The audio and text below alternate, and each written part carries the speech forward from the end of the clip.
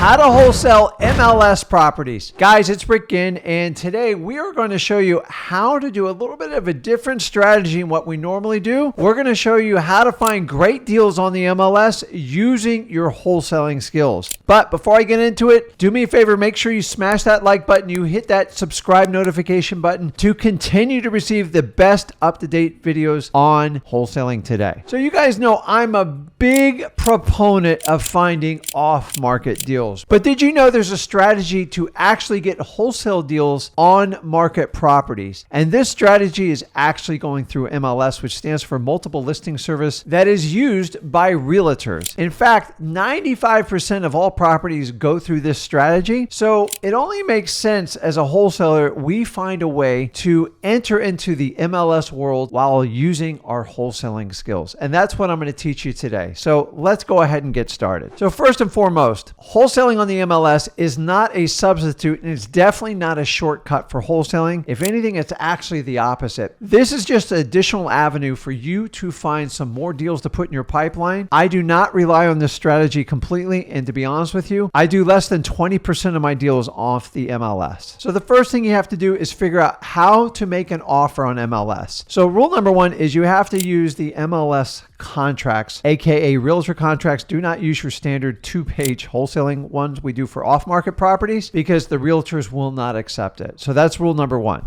Rule number two is stop comping these properties. You're wasting your time. Honestly, whatever they list the property for, I don't even put a lot of weight on it. All I do is basically make an offer 25% off the list price, and I do this on an extremely consistent basis. So what we're going to do is, this is a number game. You are making a cold offer via email, and you send the offer over without having any rapport, without even knowing the realtor. And you've got to understand there's only two ways this works. Number one, you have to send a lot of offers. I mean a lot, and you have to be extremely consistent in it. When I say a lot, 100 plus per day. And I'm not kidding on that number, because remember, we are looking for what we call motivated sellers within the MLS that are being protected by realtors, and you're going to have actually have a motivated realtor as well. It's not the easiest task in the world. In fact, this strategy seems so easy and sexy up front. You get an offer price, you get pictures, you get a phone number for the realtor. It seems like really simple. The reality is that's the easy part. The hard part is on the backside when you try to buy the property. It is very challenging, and most gurus won't tell you that. Let's walk through on how to move forward with this and the types of techniques you can do after you understand you're going to have to make a lot of offers and you're going to have to be extremely consistent. You basically have two strategies that work best for wholesaling on MLS deals. Number one is what they call dual agency. And a dual agency basically allows the realtor to act on behalf of the seller, representing the seller, and also represent the buyer. That's called the dual agency. Now, you need to check with your state and see if that's legal. I'm in a state where it's technically not legal for the real estate agent or the broker to do it. It doesn't mean they won't do it, but they have some conflict of interest. That's not really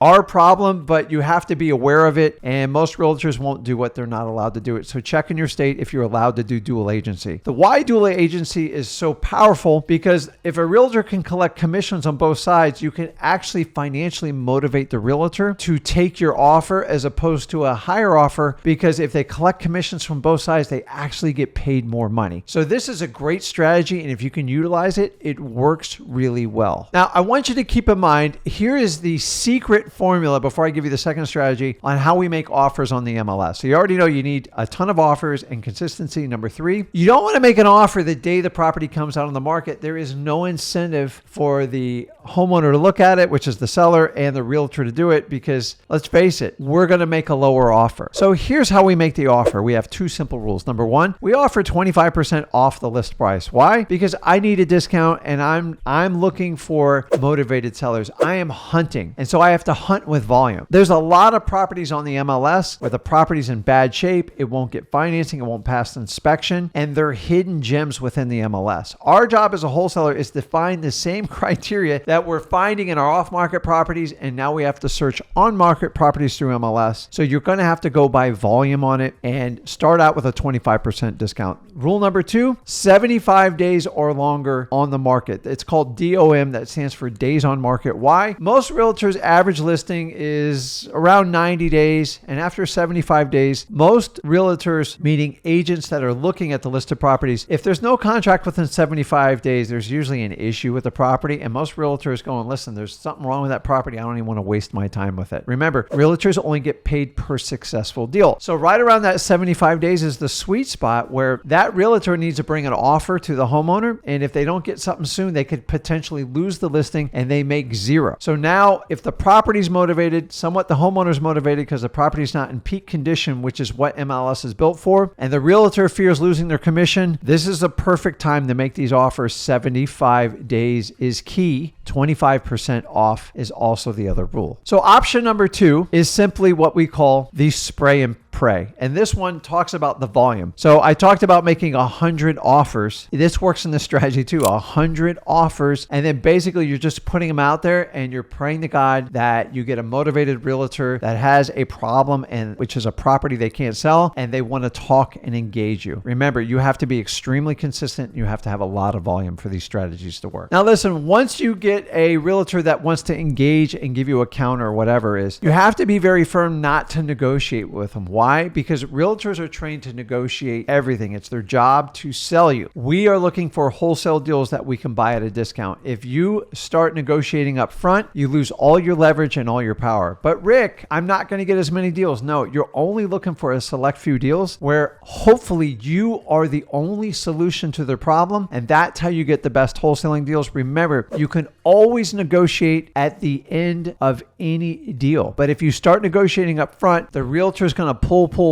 and try to leverage you. And if you give them that power, you're never going to get a good deal. The next thing you also have to understand is all realtors are going to want to acquire an EMD, and that stands for earnest money deposit. And this, they usually want 1 to 2%, and they're non-negotiable on this. And it's extremely annoying. And you have to understand that you are going to have to maintain some sort of control to make this deal work. So a lot of times in the MLS wholesaling strategy is I'm going to give the realtor something so I can get something in return. So if you don't want to put up a big EMD, what you can do is make the EMD fundable after the inspection. How long you negotiate the inspection, that's really up to you. Realtors, they will fight you on this, but I'm always going to tell you to ask for 30 days, but do not take anything more than 14 days because a 7 and a 3-day inspection is almost impossible to find another buyer. Now, while we're on the subject of control, make sure your contract is assignable. If it's not assignable, you don't have a deal. And when it comes to assignability, most realtors are trained never to allow a contract to be assignable. They're taught that in real estate school. And honestly, don't try to convince them. If they won't allow you to sign it, move on to the next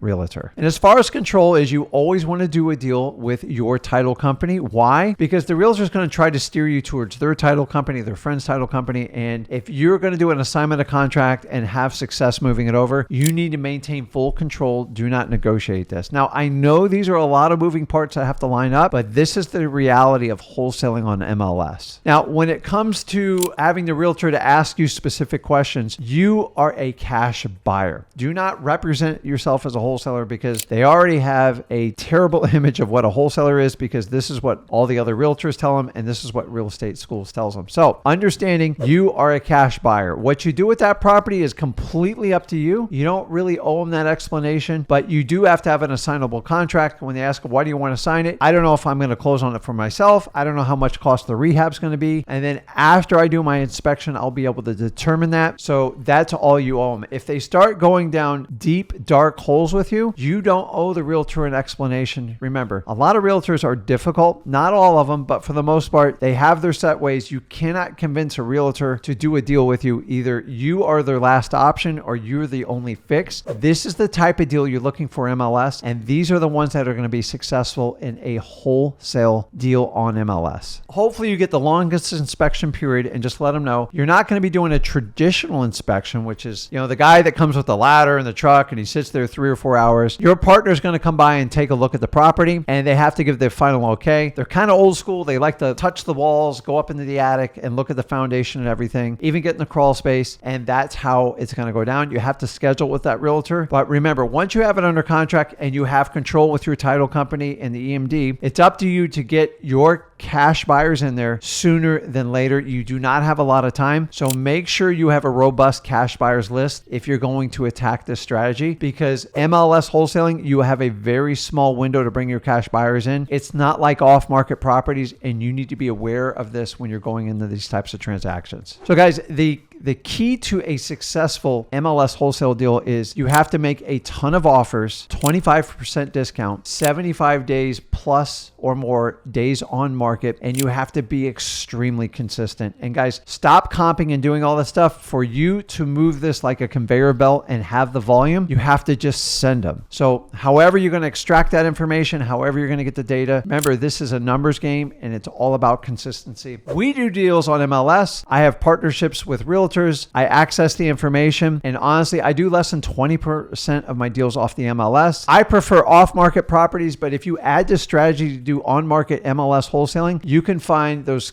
few extra deals to add to your bottom line to really explode your wholesaling profit for the year. So guys, let me know in the comments, are you using MLS to wholesale any deals? And if no, what's your biggest concern with it? I'll be honest with you, it is really easy up front, and that's why a lot of people sell you courses on it. But on the back end, it is very, very tough, and there's a lot of dominoes that have to fall perfectly in place to make these deals work. But don't let it discourage you. You only need 1 or 2 good deals to really change your trajectory in wholesaling, and this is the options I'm trying to give you today. Let me know in the comments if you're going to use this strategy. And as usual, if you got value from this content, do me a favor, smash that like button, hit that subscribe notification button to continue to receive the absolute best up-to-date information on wholesaling. Guys, this is Ginn, and I'll see you in the next video.